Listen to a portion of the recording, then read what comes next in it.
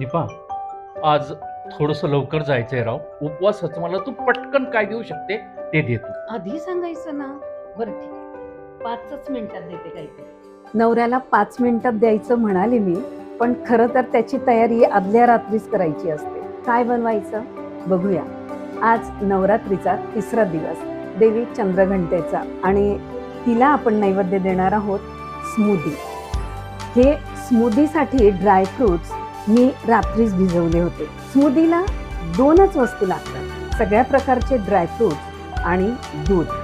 साखर मी घालणार नाहीये, कारण ड्रायफ्रुट्सचा जो गोडपणा आहे त्याने त्याला एक नॅचरल चव येते.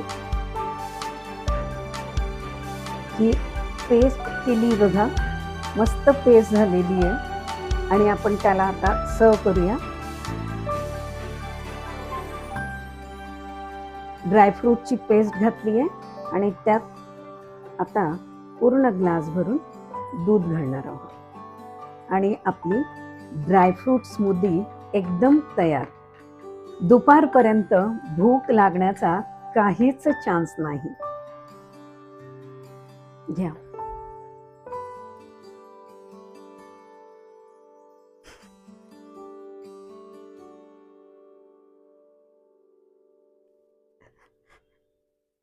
वा,